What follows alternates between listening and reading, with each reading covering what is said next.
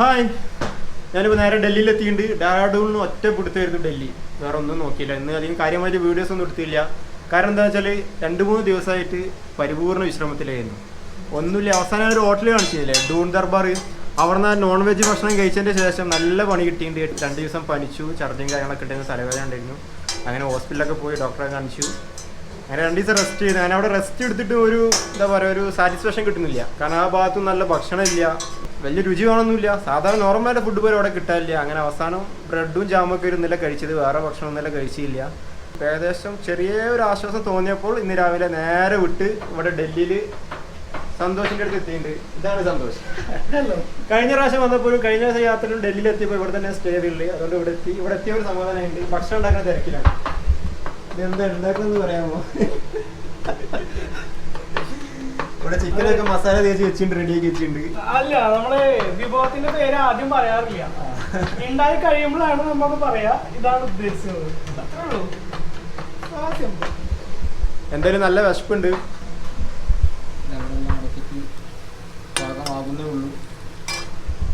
ഇതിൽ ചോറുണ്ട്. ഈ ചിക്കൻ കറി ഉണ്ടാക്കാനുള്ള അതിന്റെ പ്രിപ്പറേഷൻ ആണ് ഈ കാണുന്നത്.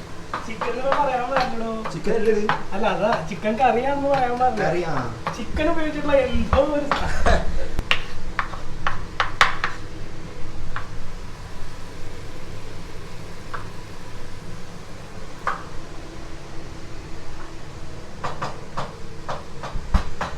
2 ദിവസം പനി പിടിച്ച് കിടന്നതും അതുപോലെ സുഖമില്ലാതെ കിടന്നതൊക്കെ ആയിട്ട് നല്ല ക്ഷീണം പറ്റിയിട്ടുണ്ട്.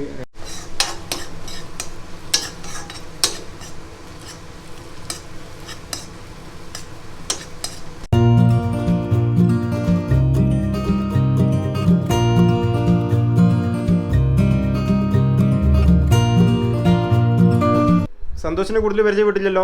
സന്തോഷ് ഇരിഞ്ഞാലക്കുട സ്വദേശിയാണ്. ഇവിടെ മെട്രോയിലെ വർക്ക് ചെയ്യുന്നത്. ഈ ചിക്കൻ കറിയുടെ പിന്നിലൊരു കഥ ഉണ്ടെന്ന് പറഞ്ഞാൽ കഥ കേൾക്കാം. നമുക്ക് കഥ പറ.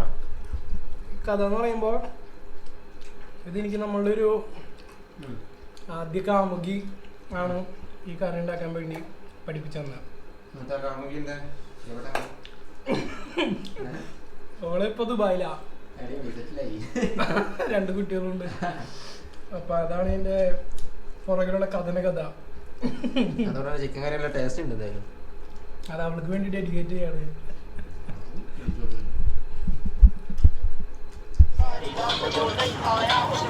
ഹായ്, ഡൽഹി കണ്ടില്ലേ? നല്ല കോടമഞ്ഞിറങ്ങിയ പോലെ നല്ല അടിപൊളി സുന്ദരമായി കിടക്കുന്നത്. എന്നത് കോടമഞ്ഞൊന്നല്ല കേട്ടാ, ഇത് ഹെവി പൊല്യൂഷനാണ്. 4-5 ദിവസമായിട്ട് ഇതന്നെ ഇവിടുത്തെ അവസ്ഥ. അതായത് ദീപാവലി കഴിഞ്ഞതിൻ്റെ ശേഷം ഓൾറെഡി പൊല്യൂട്ടഡായ സിറ്റിയിൽ ദീപാവലിക്ക് പടക്കം കൂടി പൊട്ടിച്ച് അതിൻ്റെ പുകം കൂടി ഇവിടെ തങ്ങി നിന്നപ്പോൾ ഈ അവസ്ഥ ആയിട്ട്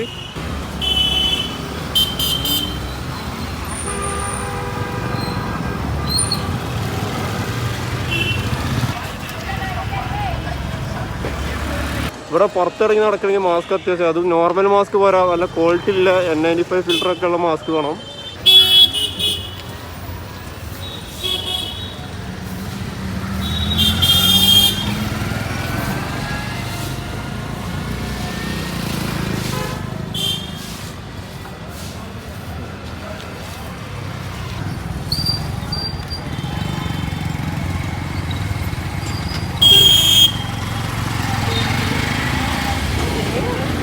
വ്യക്തമായ തെളിഞ്ഞൊരാകാശം എവിടെയില്ല. ഡൽഹിയിൽ എവിടുന്ന് വ്യക്തമായ തെളിഞ്ഞൊരാകാശം ഒരു സമയത്തും കാണാൻ കഴിയുന്നില്ല. എപ്പോഴും ഈ പുകമഞ്ഞ് പോലെ അങ്ങനെ മൂടി കിടക്കണം. വളരെ പരിതാപകരമായ ഒരു അവസ്ഥ തന്നെയാണ്. ആളുകൾക്ക് എത്രത്തോളം ആരോഗ്യപരമായ പ്രശ്നങ്ങൾ ഇത് ഉണ്ടാക്കുന്നുള്ളത് കണ്ടറിയണം.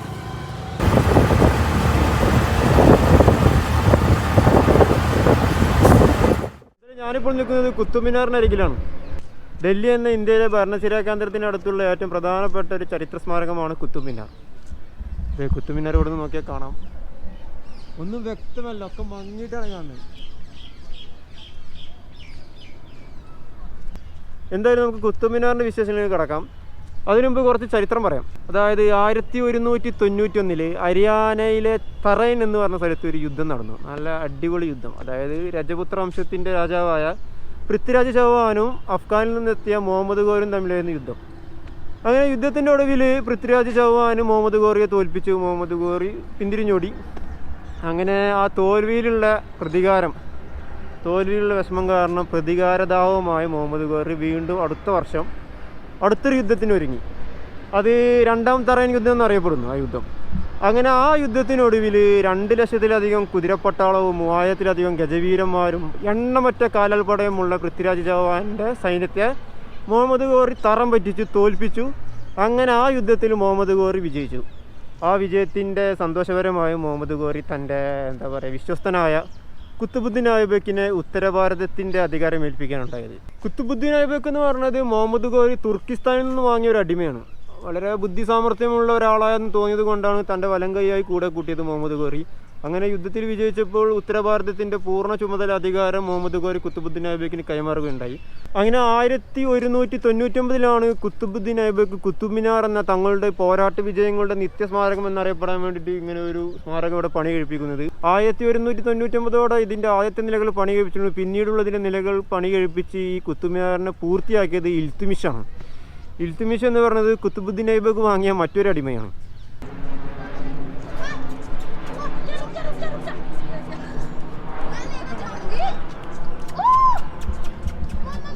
ഞായറാഴ്ച കണ്ട് കുത്തുബ് മിനാറിനോട് നല്ല തിരക്കുണ്ട്. പക്ഷേ കുത്തുബ് മിനാർ കണ്ട് ശരിക്കും വ്യക്തമായിട്ട് കാണാൻ കഴിയില്ല. ഒരു പുകമഞ്ഞ് മാത്രമല്ലേ.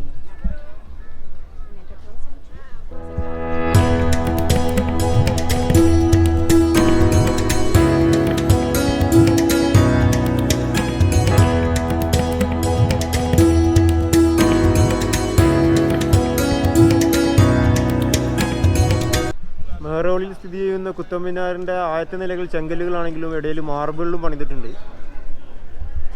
കാണുമ്പോൾ അറിയാം, മുകളിൽ കാണുന്ന മാർബിൾ.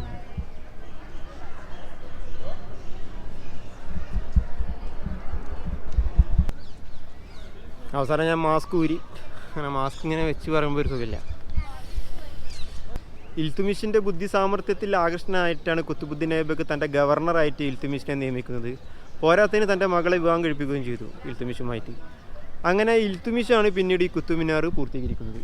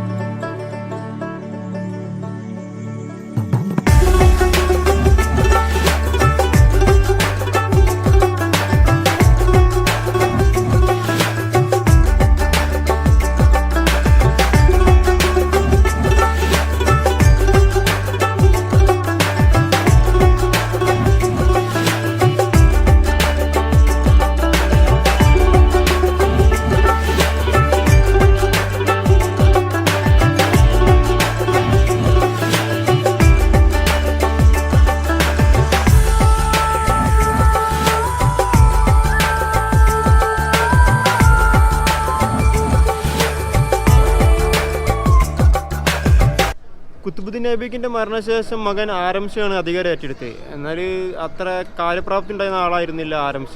പോരാത്തതിന് തികഞ്ഞ ദൂർത്തും. അങ്ങനെ ഒരു യുദ്ധത്തിൽ വെച്ച് ഇൽത്തുമിഷ് ആരംഷയെ പരാജയപ്പെടുത്തിയിട്ടാണ് ഡൽഹിയുടെ ഭരണം കൈയാളുന്നത്. ഇൽത്തുമിഷിന് ശേഷം അദ്ദേഹത്തിൻ്റെ മകൻ റുക്നുദ്ദീനും അതിനുശേഷം ഇൽത്തുമിഷിൻ്റെ പുത്രി റസിയയും ഡൽഹിയുടെ ഭരണം ഏറ്റെടുക്കുകയുണ്ടായി. പിൽക്കാലത്ത് ഇന്ത്യ ഭരിച്ച സയ്യിദ് ലോധി, തുഗ്ലക്, ഖിൽജി തുടങ്ങിയ രാജവംശങ്ങളും കുത്തുബ് മിനാറിൻ്റെ പരിപാലനത്തിൽ കാര്യമായ ശ്രദ്ധ ചെലുത്തിയിട്ടുണ്ട്. ഇതാണ് അലൈൻ മിനാർ. അതായത് കുത്തുബ് മിനാറിനേക്കാൾ ഇരട്ടി വലുപ്പത്തിൽ ഒരു സ്മാരകം നിർമ്മിക്കണമെന്ന് അലാവുദ്ദീൻ ഖിൽജിക്ക് അതിയായ ഒരു ആഗ്രഹം ഉണ്ടായിരുന്നു. അതിൻ്റെ ഭാഗമായിട്ടാണ് ഈ ഒരു മിനാരത്തിൻ്റെ പണി ഇവിടെ തുടങ്ങിയതെങ്കിലും അലാവുദ്ദീൻ ഖിൽജിയുടെ മരണത്തോടെ അത് അവസാനിച്ചു. അങ്ങനെ പാതി വഴിയിൽ ഉപേക്ഷിക്കപ്പെട്ട ഒരു സ്മാരകമാണ് അലൈൻ മിനാർ.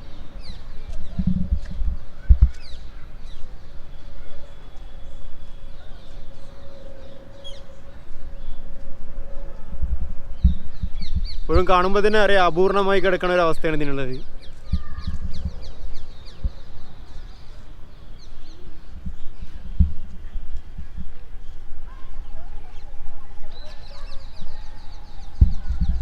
എന്തായാലും അലൈമിനാറിൻ്റെ തൊട്ടടുത്ത് ഇന്ത്യയിലെ ഏറ്റവും വലിയ കൽഗോപുരമായ കുത്തുബ് മിനാറുണ്ട്.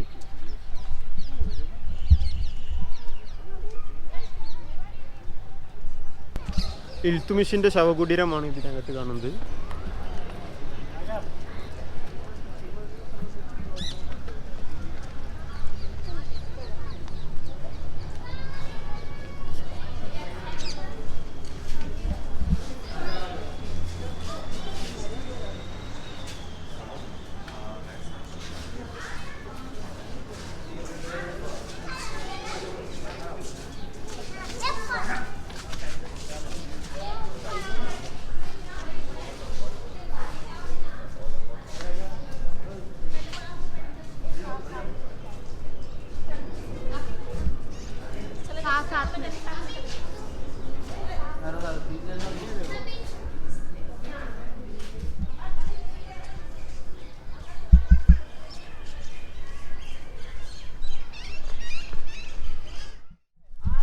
ഡൽഹിയിലെ ലോട്ടസ് ടെമ്പിളിന് മുന്നിലാണ് ഇപ്പോൾ ഉള്ളത്. താമരാകൃതിയിലുള്ള ഈ കെട്ടിട സമുച്ചയം ഉണ്ടാക്കുന്നത് 1986-ലാണ്. ഇത് പ്രധാനമായും ബഹായി മതവിശ്വാസികളുടെ ആരാധനാലയം കൂടിയാണ്.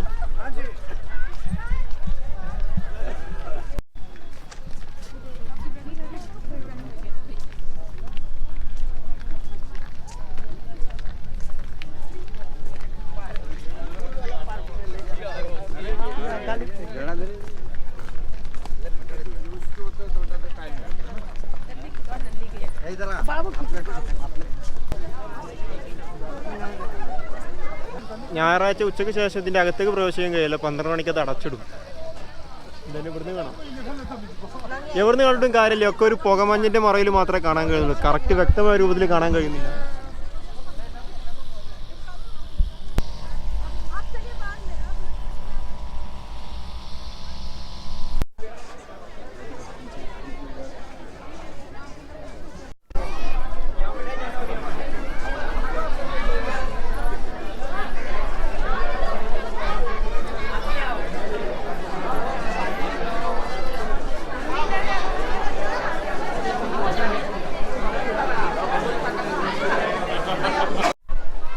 ഘടനയിലുള്ള പ്രത്യേകത കൊണ്ടാണ് ലോട്ടസ് ടെമ്പിൾ കൂടുതൽ ശ്രദ്ധ ആകർഷിക്കുന്നത്. ഇതിൻ്റെ മുകൾ ഭാഗം മാർബിളിലാണ് പണികഴിപ്പിച്ചിട്ടുള്ളത്.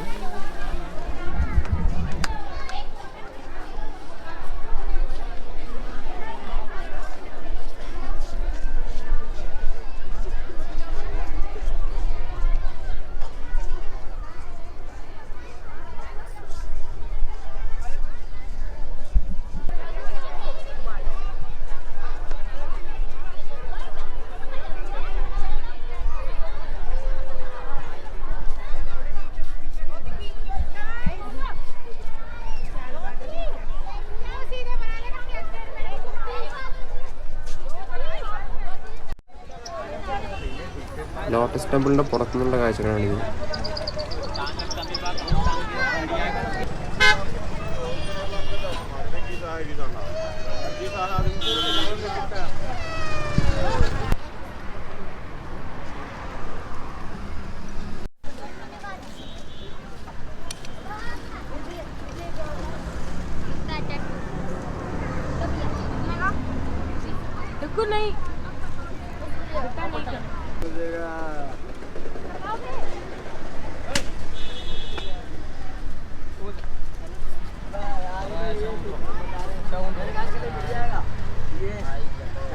और ये सब जितने भी